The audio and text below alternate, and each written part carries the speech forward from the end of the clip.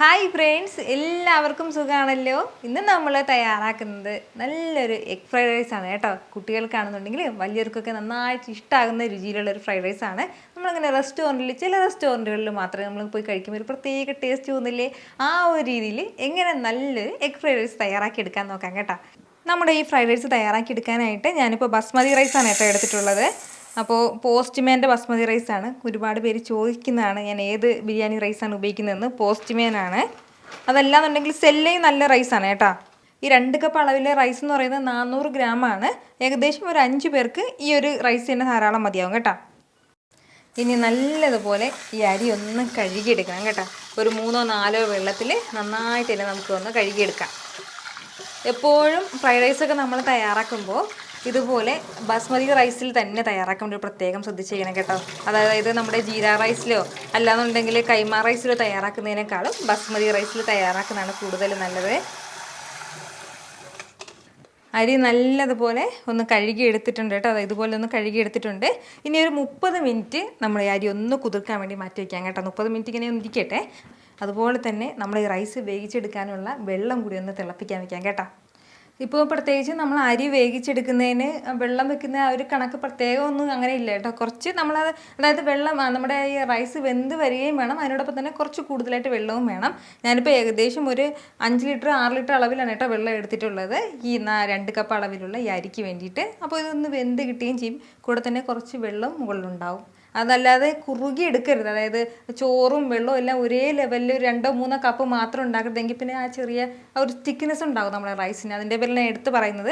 ഇനിയിപ്പോൾ വെള്ളം നമ്മൾ വെച്ചിരിക്കുന്നത് കുറവാണെന്നുണ്ടെങ്കിൽ തിളച്ച് വന്നതിന് ശേഷം ഒന്ന് കുറച്ചും കൂടി വെള്ളം നമുക്ക് ഇതിലേക്ക് ആഡ് ചെയ്യാവുന്നതാണ് കേട്ടോ. അപ്പോൾ ഇതൊന്ന് വെള്ളം ഇരുന്ന് ചൂടാവട്ടെ, തിളക്കട്ടെ. ഈ ഒരു സമയം കൊണ്ട് നമുക്ക് പച്ചക്കറികളൊക്കെ ഒന്ന് അരിഞ്ഞെടുക്കാം. ചെറിയൊരു പീസ് അളവിൽ ക്യാബേജ് എടുത്തിട്ടുണ്ട് കേട്ടോ. ഒന്ന് നീളത്തിൽ അരിഞ്ഞു കൊടുത്താൽ മതി, ഒരുപാട് നീളവും വേണ്ട. ഫ്രൈഡ് റൈസൊക്കെ നമുക്ക് എളുപ്പത്തിന് വീട്ടിൽ തയ്യാറാക്കാൻ പറ്റുന്നതാണ്. കുട്ടികൾക്കൊക്കെ നന്നായിട്ട് ഇഷ്ടമാവുന്നതായിരിക്കും. അതുപോലെ തന്നെ അവരൊക്കെ ഈ വെജിറ്റബിൾസൊക്കെ കുറച്ച് കൂടുതൽ ആഡ് ചെയ്ത് കൊടുക്കുകയാണെന്നുണ്ടെങ്കിൽ കഴിക്കാത്ത കുട്ടികളൊക്കെ കഴിക്കുകയും ചെയ്യും കേട്ടോ വെജിറ്റബിൾസൊക്കെ. അപ്പോൾ ഞാനിപ്പോൾ ഈ ഒരു അളവിൽ ക്യാബേജ് എടുത്തിട്ടുണ്ട്. ഇനി കുറച്ച് അതുപോലെ തന്നെ ഞാനൊരു അല്പം ബീൻസ് ഒന്ന് അരിഞ്ഞു വെച്ചിരിക്കുകയാണ്. ഒരു 6-7 ബീൻസ് എടുത്തിട്ടൊന്ന് അരിഞ്ഞു വെച്ചിട്ടുണ്ട്. അതുപോലെ തന്നെ കുറച്ച് പച്ചപ്പട്ടാണിയാണ് കേട്ടോ. അതായത് നല്ല സോഫ്റ്റ് ആയിട്ടുള്ള പച്ചപ്പട്ടാണിയാണ് എടുത്തിട്ടുള്ളത്. നമ്മൾ ഫ്രോസൺ പച്ചപ്പട്ടാണി ഉണ്ടല്ലോ, അതാണ്.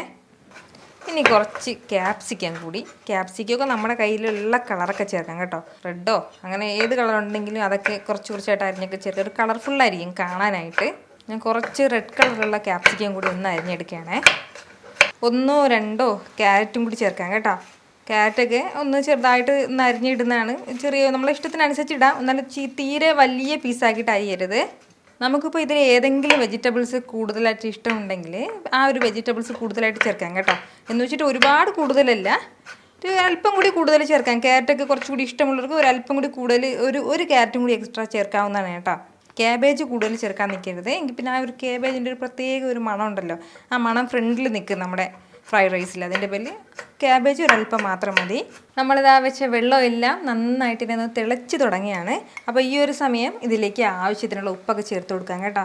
ആ വെള്ളത്തിനനുസരിച്ചിട്ടുള്ള ഉപ്പ് വേണം ചേർക്കാനായിട്ട്.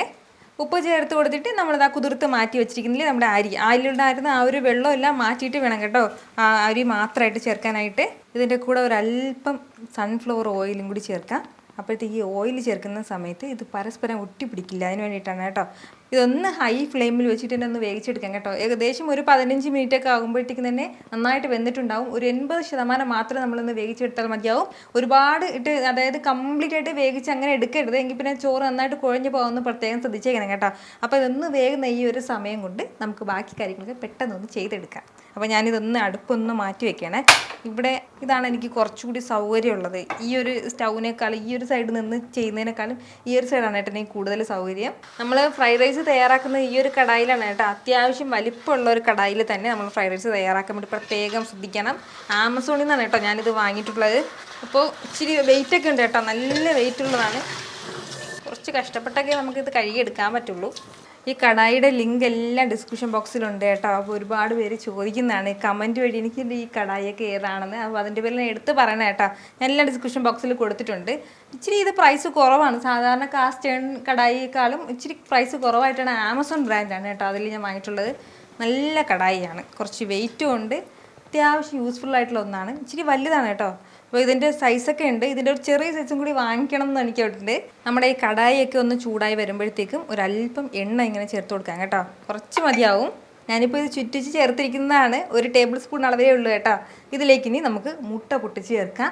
അപ്പോൾ 1 കപ്പ് അരിക്ക് 3 മുട്ട എന്നുള്ള രീതിയിലാണ് കേട്ടോ ഞാനിപ്പോൾ എടുത്തിട്ടുള്ളത്. അങ്ങനെ 6 മുട്ട, 2 കപ്പ് നമ്മൾ അരി എടുത്തില്ല, അതിന് 6 മുട്ടയാണ്. മുട്ടയൊക്കെ ചേർത്ത് കൊടുത്തിട്ട് ചെറിയ രീതിയിൽ ഒന്ന് ഇളക്കി കൊടുക്കണം കേട്ടോ. ഫ്ലെയിം ഈ സമയത്ത് നമ്മളൊന്ന് മീഡിയത്തിൽ വെച്ചിരുന്നാൽ മതിയാവും. ഒരുപാട് ഹൈ ഫ്ലെയിമിൽ വെക്കണ്ട. മുട്ടയുടെ മഞ്ഞക്കരു എല്ലാം ഒന്ന് പൊട്ടിച്ചു കൊടുക്കുകയാണ്.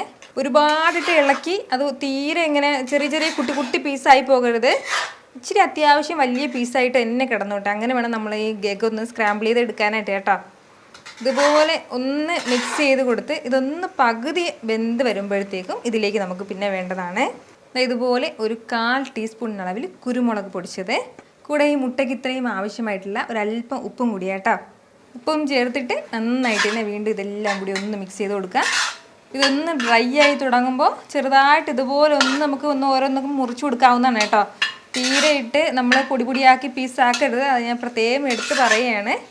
അത്യാവശ്യം വലിയ പീസായിട്ട് തന്നെയാണ് നമ്മുടെ ഫ്രൈഡ് റൈസിൽ കിടക്കേണ്ടത്. നമ്മുടെ എഗ്ഗ് എല്ലാം നല്ല പെർഫെക്റ്റ് ആയിട്ട് തന്നെ സ്ക്രാമ്പിളായി കിട്ടിയിട്ടുണ്ട്. അപ്പോൾ ഇത് ഇത്രയും തന്നെ മതിയാവും. ഇത് നമുക്ക് ഇനി ഒരു പ്ലേറ്റിലേക്ക് ഒന്ന് മാറ്റി വയ്ക്കാം കേട്ടോ. ഫ്ലെയിം നന്നായിട്ടൊന്ന് കുറച്ചിട്ട് ഒരു പ്ലേറ്റിലേക്ക് ഒന്ന് മാറ്റാം. ഒരുപാട് സമയമായിട്ട് മുട്ടയൊന്നും വരട്ടി അത് ഇങ്ങനെ ഡ്രൈ ആക്കി തീരെ ഇങ്ങനെ ഹാർഡാക്കി എടുക്കരുത്. ഒന്ന് സോഫ്റ്റായിട്ട് വേണം കേട്ടോ നമ്മൾ ഈ മുട്ട എല്ലാം ഒന്ന് സ്ക്രാമ്പിൾ ചെയ്ത് എടുക്കാനായിട്ട്. ഇനി നമുക്ക് വീണ്ടും അതേ കടായിലേക്ക് തന്നെ കുറച്ച് എണ്ണ ചേർക്കുകയാണ്. ഒരു 2 ടേബിൾ സ്പൂൺ അളവിലാണ് കേട്ടോ ഞാനിപ്പോൾ റിഫൈൻഡ് ഓയിലാണ് ചേർത്ത് കൊടുത്തിരിക്കുന്നത്. എണ്ണ ഒന്ന് ചൂടാകുന്ന സമയം ഒരല്പം വെളുത്തുള്ളി അല്ലി നമുക്ക് ചെറുതായിട്ടൊന്ന് അരിഞ്ഞ് ചേർത്ത് കൊടുക്കണം. നമ്മുടെ ഈ ഫ്രൈഡ് റൈസിൽ എപ്പോഴും ഒരു ടേസ്റ്റ് കൊടുക്കുന്നത് നമ്മുടെ ഈ വെളുത്തുള്ളി അല്ലിയൊക്കെയാണ് കേട്ടോ. അപ്പോൾ കുറച്ച് കൂടുതൽ തന്നെ നമുക്ക് ചേർക്കാവുന്നതാണ്. ഞാനിപ്പോൾ ഒരു 8ഓളം വെളുത്തുള്ളി അല്ലിയാണ് കേട്ടോ എടുത്തിട്ടുള്ളത്. നല്ലതുപോലെ പൊടിയായിട്ടൊന്ന് അരിയാം. എണ്ണ ഒന്ന് ചൂടായി വന്നപ്പോഴത്തേക്കും അതിലേക്ക് നമ്മുടെ അരിഞ്ഞു വെച്ചിരിക്കുന്ന വെളുത്തുള്ളി അല്ലിയും ഗ്രീൻ പീസും ഒക്കെ ചേർത്ത് കൊടുത്തിട്ടുണ്ട്. എന്നിട്ട് ചെറുതായിട്ട് ഇതുപോലെ ഒന്ന് വഴറ്റി കൊടുക്കുകയാണ്. ഇനി നമുക്കിതിലേക്ക് ബാക്കി പച്ചക്കറികളൊക്കെ ചേർക്കാം. അരിഞ്ഞു വെച്ചിരിക്കുന്ന എല്ലാ പച്ചക്കറികളും ചേർക്കാം. വെജിറ്റബിൾസൊക്കെ ചേർത്തിട്ട് നന്നായിട്ട് തന്നെ ഇതുപോലെ ഒന്ന് വഴറ്റി കൊടുക്കുകയാണ്.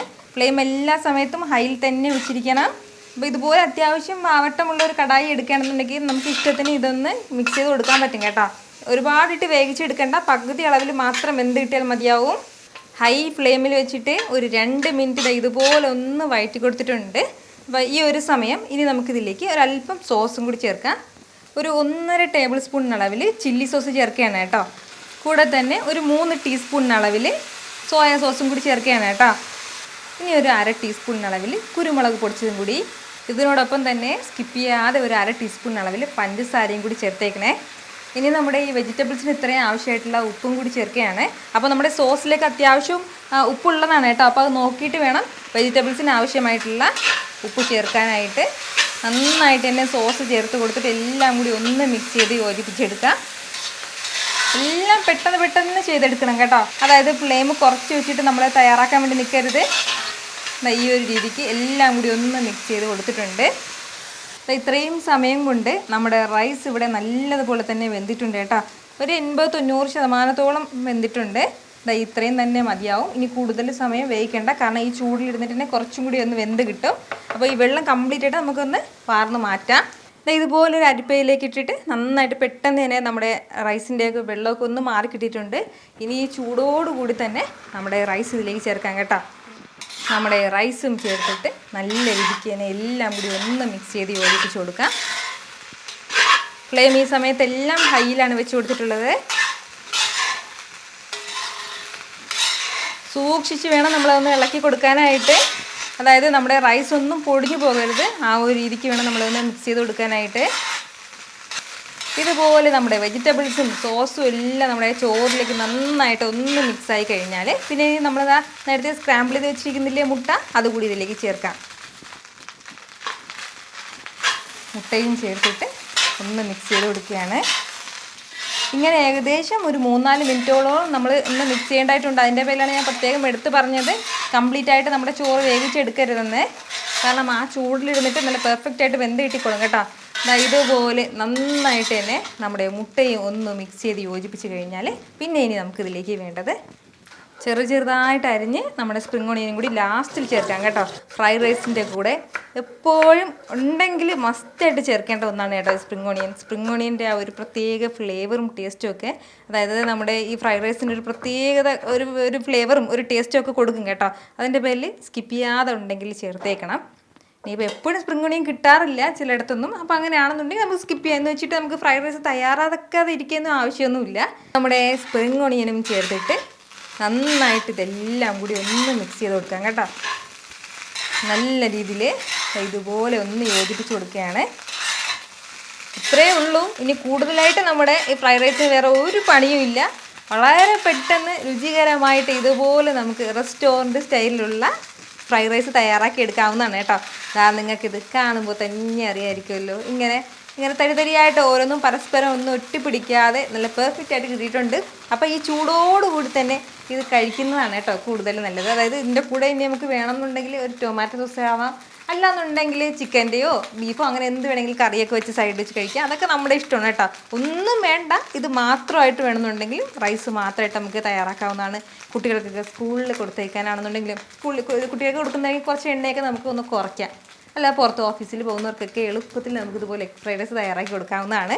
അപ്പോൾ ഈ ഒരു രീതിക്ക് നിങ്ങളും എഗ് ഫ്രൈഡ് റൈസ് ഒക്കെ ഒന്ന് ചെയ്ത് നോക്കണം കേട്ടോ.